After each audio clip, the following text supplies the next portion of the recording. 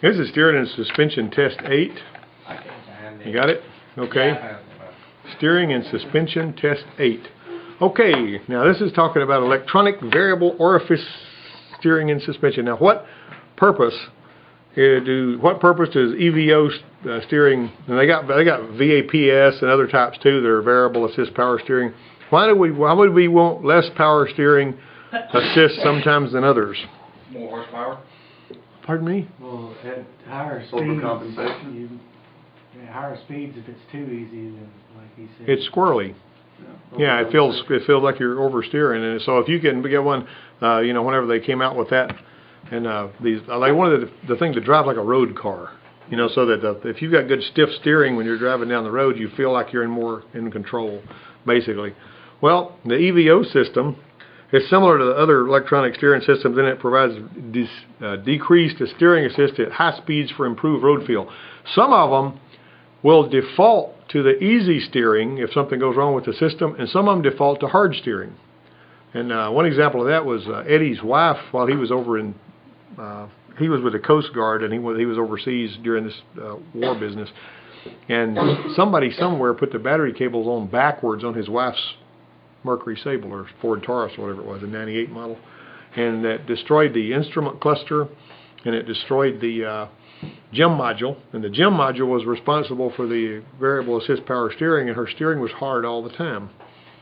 And when we replaced the gem module, it was about $125, and we replaced actually the slosh module in the instrument cluster, so we had to replace the gas gauge and the slosh module being this little thing right here. And so we replaced all of that. You know, you can see that it was destroyed. There was a little transistor on this board. It was fried when they hooked the battery cables up backwards and all that. But anyway, some of them default easy, and some of them default hard. You got me? So if a fuse blows or something goes wrong, some of them will have easy steering all the time. Now, at low speed, steering assist is increased to provide for low speed maneuvering, like in parking lots and stuff. Like if Abby's driving her car in a parking lot, she doesn't want to have to strain to turn the wheels and all that, right? And so they're going to give you maximum assist in the parking lot. And if you go up with your vehicle speed, it's decreased throughout the driving range. And the object is to adjust the steering for optimized feel. That's what we were talking about earlier. So that's accomplished because they use electronic variable orifice of the power steering pump. So what they do is, on some of them, it's actually done at the gear. Some of them, it's done at the pump. EVO is basically done so it chokes down the fluid coming out of the pump, so you got less power steering assist. Now, let me ask you this. Did Willie's steering clean up its act whenever he washed out that screen? No. So he's got some other issues going down the line. Now, Adam said there was a lot of dirt in that screen when he told me that. You know what I mean? Now, if you wash that thing out good, and that's fairly common if it's full of fluid. And yeah, it's still making that. Yeah, you may have actually starved the pump to the point where the pump's been destroyed. If you drive it long enough like that, it's going to wipe out the pump because it's not lubricated like it should be. Yeah, the pump's going to need to be replaced probably because of that stopped-up screen. See, one leads to the other. With the EVO system, it's determined by looking at vehicle speed and steering wheel rotation speed. Look at that. How does it know how fast you're turning the steering wheel? No, not the clock. Well, that's not a bad guess, but actually there's a little, you might have noticed how many of you guys have pulled the steering column out and put it back in on the Ford Ranger? You might notice down at the bottom there's a little disc with a bunch of slots in it. Yeah. That disc with the slots in it on the ones that have this stuff is basically got a little sensor that's shooting through those optically, and it's got a little emitter and a detector, an LED. Like for instance, I built this silly little thing right here so that whenever you shine a light in there, or even if you do something like with a remote, like this right here, see that? How you can shoot that, and it actually can see that optical? It can see the infrared. And it's got this is a little detector in here. I built this with junk I got from Radio Shack. It didn't cost very much. There's a battery in here. There's this little detector and this LED. So it closes the circuit and lets the battery power go to this LED here when it sees light. And it doesn't really care what kind of light it is. But see, I built this for a tool when I was checking some of the remotes that we had on Jeeps had a infrared, like a TV. And so if somebody came in there and says my remote's not working, but I'd mash it and this little red light on the remote was working, but I didn't know if that was putting out. And how do you tell? Well, one way you can tell is take your cell phone camera and shoot it. It can see this light, but you can't. This is infrared light. What color is infrared light? Red. White. Looks just like any other light. I knew somebody was going to say red. Now don't you feel silly. Okay. Now, I'd think it was red too until I saw it. Yeah. But you can look at it. If anybody wants to, you can get your cell phone camera and you can punch that button, point it at your cell phone camera while you're looking at it, and you'll see that light, but you cannot see it with your eyeball. Isn't that something? All right. So you got an EVO actuator, steering wheel rotation sensor, vehicle speed signals, data link connector. We're going to plug it in the control module. The EVO system is used on rack and pinion and recirculating ball systems. This goes to the boy working on the white F-150 out there. And you got me another paper to sign? You got two there, don't you? Rack them, pack them, and stack them. All right, and put that other on my desk there if you don't mind, sir. Your hands are dirty. You've been working on cars, haven't you? Yep. All right, that's what I thought. All right. Okay, so the variable assist power steering is a different one. It was introduced in the 89 model year, and it was improved and renamed VAPS-2 in 95. And it's made up of an electronic control module, a rack and pinion steering gear that's special, an actuator valve assembly mounted on the steering gear. The steering gear's got a modified conventional rotary valve. Okay, except the valve has two independent hydraulic circuits, which are primary and secondary. That's a good name for those, isn't it? Variable assist is programmed to gradually change from high assist to low assist as a vehicle is speeding. They're both doing the same job, but they're just doing it a different way, right? Variations of vehicle steering efforts are going to perceive as a continuous function by the operator. They don't feel it when it changes, basically. And the VAP system will only vary assist based on vehicle speed. Steering wheel rotation will not affect the VAP system. So it's not paying any attention to vehicle steering wheel rotation, right? Okay. Now, there's another one here that was introduced on the Taurus SHO in 1996 called the ZF Servotronic System. Now, how many of you have ever heard ZF? You ever heard of that company, ZF? I've heard of it, but I don't know what it is. It's a German company that makes steering gears, and they do some transmission, steering boxes. Usually what they do is steering boxes, but they do gear stuff and all that. It's got a special power rack and pinion steering gear, an actuator valve mounted on the steering gear, and it contains a modified rotary valve that works on direct hydraulic reaction, and it's programmed to gradually change from high assist at low vehicle speeds to low assist as it increases. So there you go. Okay. Now then, you got a vehicle speed signal here, right? Speed signal sensor goes to the control module. The speed sensor, another module to the control module. Like sometimes the control module will directly read the vehicle speed. Sometimes it will go through another module like the ABS module, and the ABS module will align it, define it, and send it out to everything else that needs to see vehicle speed, this would be one of them. Like for instance, on some of the F-150s, you'll basically see the vehicle, the sensor in the rear end is going to send a speed signal, how fast the rear end's turning.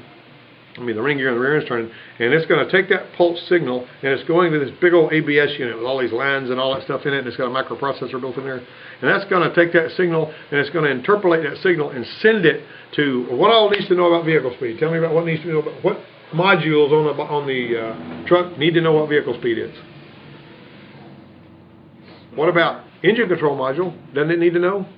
Cruise control module, if it's separate from the engine control module. What else? Anything else? Huh? Yeah, well, that's the engine control module.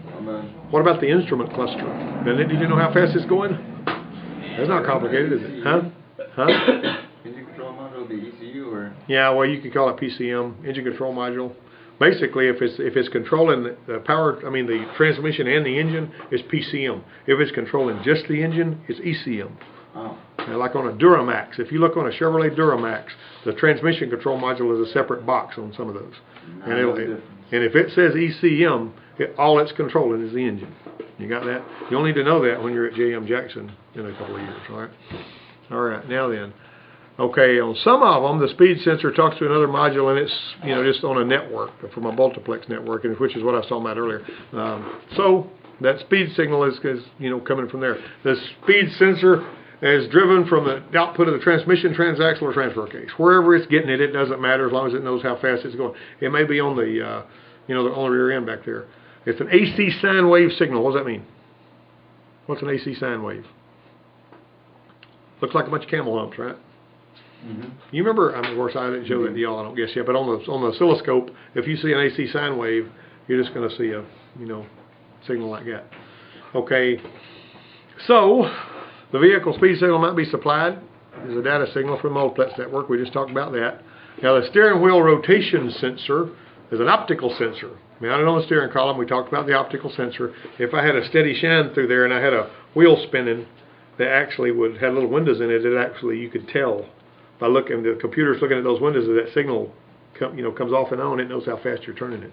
Oh, incidentally, as soon as you can, go over there and talk to them people in advance. Okay. All right. Now then, this senses the steering wheel being turned in high-speed evasive maneuvering. Whew. Electronic steering module will command additional power steering, so it's going to help you if you need to turn it quick. Okay. What else did it need? What about ignition switch signal?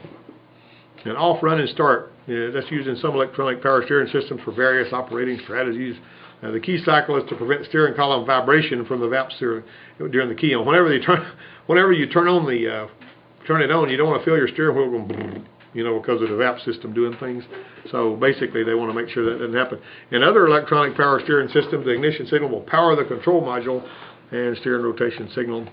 So some vehicles have driver adjustable power assist. You can turn it off or on with a switch, and they can choose between levels displayed on the vehicle message center or whatever. So some of them basically have the actuator will not be powered by the module unless the engine RPM signal is above a certain level, 500 RPM. If it drops below 500 RPM, it won't send anything out to it. So that's going to prevent steering column vibration too. The VAPS thing can make steering column vibration. Okay, there's an actuator valve controlled by the electronic steering control module, regulates the power steering fluid flow from the pump. You're going to look at some of these. If you open the hood and you see right there where the power steering, the pressure line's coming out of the pump, if there's a solenoid there with some wires going to it, you know you got this system. Now you've seen the power steering pump, how you got a hydraulic line coming out of the pump. If you've got a solenoid there with a couple of wires going to it, you know that one is equipped with some kind of variable assist power steering. So is this, that's the VAPS, right? Yeah, that's actually the EVO. EVO, okay. That's the EVO. It's going to regulate power steering fluid flow from the pump. The VAPS actually has on the rack assembly itself is where it handles this, down that way. Okay, so make sure that you know the EVO, electronic variable orifice. Does that come into the EVO in most vehicles nowadays? Or? Well, but they just do it a zillion different ways nowadays. This right here is just basically talking about the Ford ones. You're looking at the two primary ones that you're going to see are the ones that are the VAPS and VAPS 2, and then the ones that's the EVO on your Ford stuff. But other people, obviously Daniel's car, I would say, and I don't know this for a fact, but Daniel's car has got electric power steering on it, that little Cobalt. And without having researched that system, I would say that his has that done electronically. And it's probably monitoring vehicle speed, steering wheel rotation, and all that. And it's going to know when to give him maximum power. It's just, do yours feel any different going down the road than it does in the parking lot? Hadn't paid any attention, have you? Probably a little stiffer going down the road. I mean, it's going to be automatic, but his has actually got a big motor under the dash with a module and all, and it helps him turn the wheel. Isn't that crazy? If you just look under the hood on Daniel's car, he's got no power steering pump. He don't even have any lines going to the rack. It looks like he's got manual power steering. But all the power assist comes from up under the dash, and this big old motor, looks like a wiper motor or something. Or almost a power window motor, whatever it is. Yeah, cool stuff. Variable assist power steering actuator valves are basically the ones that are going to be mounted. You're going to see an actuator valve on the rack, and it's going to have some wires plugged into it, and you can basically tell there's an actuator down there. It reduces power steering tip. It gradually opens and lets fluid flow to the secondary circuit, and fluid go to the secondary circuit, bypasses the rotary control valve, and increases the steering effort required by the operator. Like that. So the valve systems is part of electronic stepper motor. Now, what's a stepper motor? Anybody know what a stepper motor is? When you hear the word stepper motor, I guess reduces or increases. Imagine sort of, but let me ask you if I was going to adjust something in and out, right? Like if I had a screw and I had a thing I can turn that was fixed, and that screw would come in and out, right? Okay, so what if I've got a motor that will turn this thing and run that screw in and out? And if that motor has got like 3 grounds that walk through there and 1 hot, basically, and this is, they work various different ways. Like some of them have 2 windings, some of them have 3, some of them's got, but anyway, if it basically, this little magnetic part of this stepper motor is going to be moved real slow, and it's going to, it actually walks the current through these coils, and it turns that thing slowly so that it can move that in and out. On your Chevrolet truck, like that one you're working on, the one that spits fire out when the plugs are wet and all that. Incidentally, I don't know if you noticed it or not, well, they busted their fanny on this neon for a while, and it wouldn't start. It'd act like it wanted to start, and it'd fool with it. Well, this morning I had that Miller boy screw a brand new set of plugs in it, and it goes boom, and just fired right up. You know what I mean? Don't get bogged down with wet plugs. I mean, anybody that screws wet plugs back in one and expects it to start needs to be thinking more clearly or something. At the very least, put them out there, hit them with some brake parts cleaner and let them dry, and then put them back in there. You know what I'm saying? It don't cost much to do that, does it? Anyway, long and short of it is, what got me off on that? Oh, stepper motors. The idle air control in that throttle body runs in and out. And you've seen it do that, haven't you? That actually is a stepper motor. It don't move very fast because it don't need to. You got that? Okay, so that's what the deal is on that. Okay. Varying the position of the spool valve changes the amount of fluid flow to the primary and all that. So we got about 15 minutes here, and we got a phone ringing. On the ZF system, fluid flow from the pump is routed through the rotary valve and then to the reaction chambers of the steering gear. And that's basically going to, do it a different way. The ZF electro-hydraulic transducer is mounted on the rotary valve. This is not anything that you're going to, have to dig into all that deep. We're just talking theory real quick. A transducer is an electronically controlled valve. It opens or closes, let fluid pressure go to the rotary chambers, reaction chambers. Now, the diagnostic connector is only yours to use during diagnosis and testing. Obviously, you're going to plug your scan tool in there. Electronic steering systems on the network going to use OBD2 data link, and non-network system won't use the DLC. If it's not networked, you're not going to be able to check it with the DLC. You understand that? No scan tool unless it's networked. You're going to have to find out which system you got before you dig into any of these things.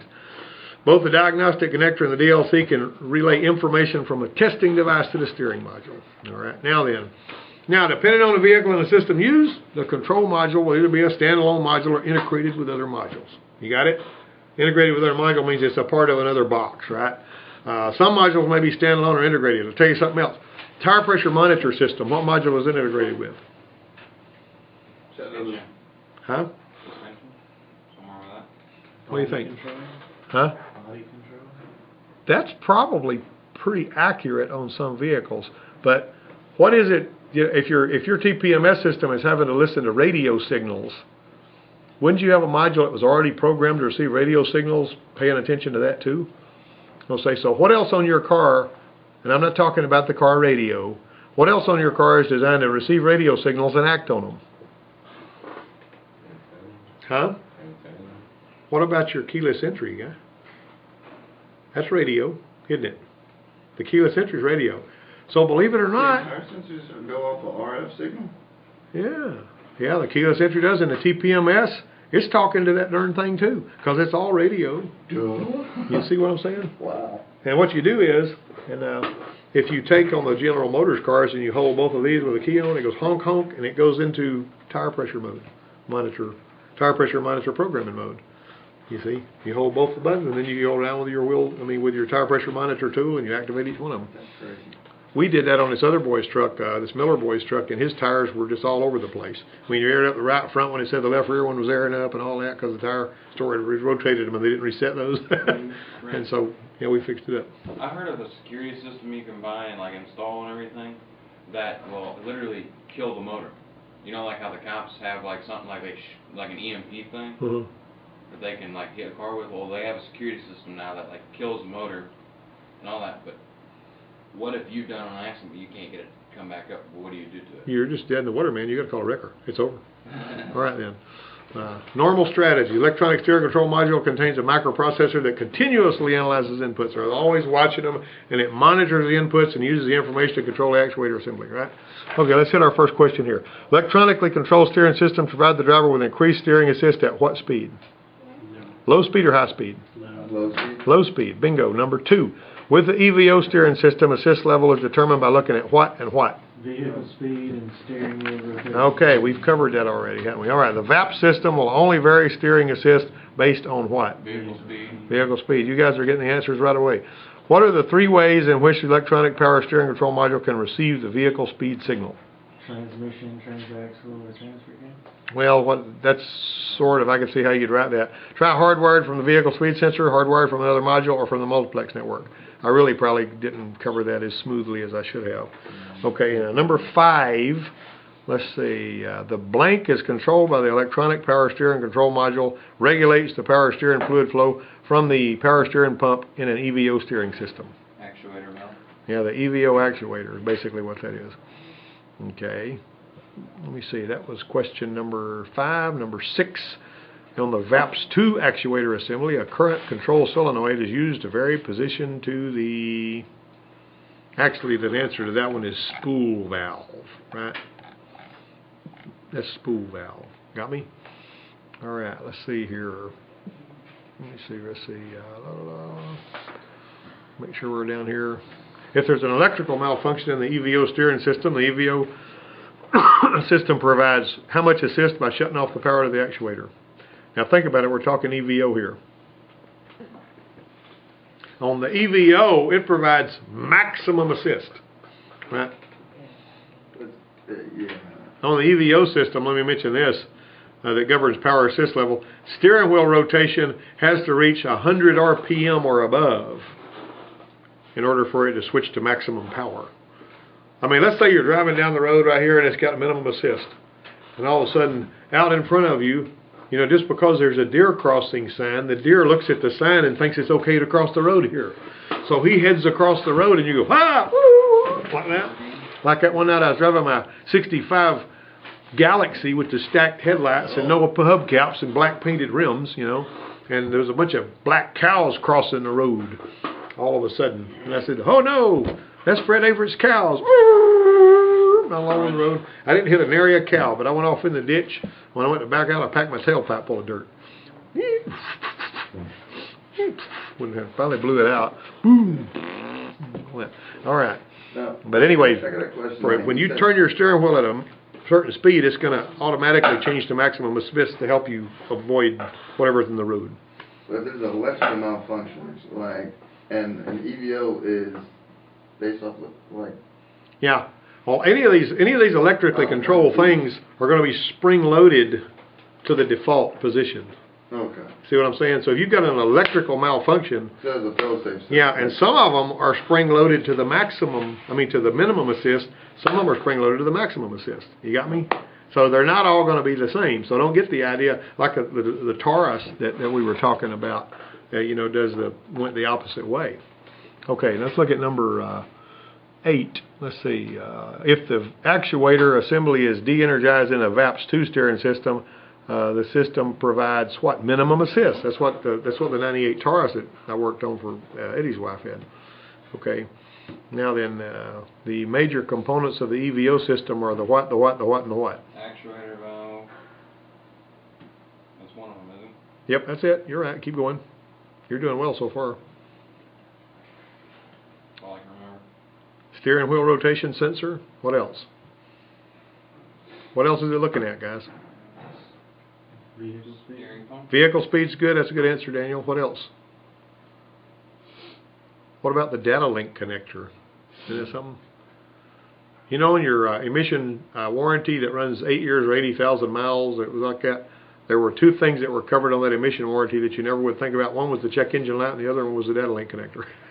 Was covered under emission warranty. Okay. All right. And then you got your control module. Right. That's the other one. And finally, if the system fails on a VAPS system, that's not the VAPS-2, that's the VAPS system, what's the actuator going to do? Default. Anybody else know? It's going to stay at the position it was when the system failed. Now, I didn't cover that in my little talk here, but that's what it's going to do. Okay. All right. Trying to make sure I haven't got too much junk laying up here. Alrighty. Anybody got any questions? Comments? Yeah, on 4, can you slowly read? Hardwired from the vehicle speed sensor, hardwired from another module, or from the multiplex network. You know, sometimes you just, that's really something that's it's kind of confusing on that. Hardwired from vehicle speed sensor. Yeah, it's going to either or getting fed from another module, or just tied into the network. And the network would be just a twisted pair. See this thing up here that Adam drew, right there? That's basically a network. And so all you got to do, and that's just totally foreign if you're just thinking electrical and you're not thinking computer. But if you got a 2-wire bus that's going all over the place, right? Let's just say, okay. And all you got to do is have a module that hooks into that bus, and it can gather whatever information it needs off that bus, like a telephone line or a computer network. See, I did the same thing. Like it was out of sheer boredom. I was saying about like how I converted the analog signal into a digital signal, and I ended up putting a computer screen right there in the center of the dash with an instrument cluster. Yeah. I just couldn't make a program to like, you know, read it. And of course they have programs that do that, which I found out later that I can grab from like one of those especially BMW, they have it. And I was going to grab it from there, and you can integrate it. So you can have Windows like 95 for some odd reason. I don't know why that backdated, but you know what I'm saying? You could have Windows 95, and you would have the tachometer and everything like this reading it. Yeah. And you would have a computer screen instead of an instrument cluster. Well, that's what you have on the Ford Fusion. See, I didn't know that. I thought I was ahead of my time. No, but what you do is when you fire up the Ford Fusion, you see all kinds of lights dancing on that sucker, and the gauges, they fan out, and you can change the gauges to whatever you want. You know, you can just change like that, but when they go whoop, if you ever look at a Ford Fusion, one of them really nice dialed up ones, when you fire that thing up, you see a computer screen wake up and it boots up. Now it's not Windows 95, it's basically, you know, probably made by Vistion or somebody probably programmed it. iOS system. Yeah. All right, so everybody happy with this? All right then. Incidentally,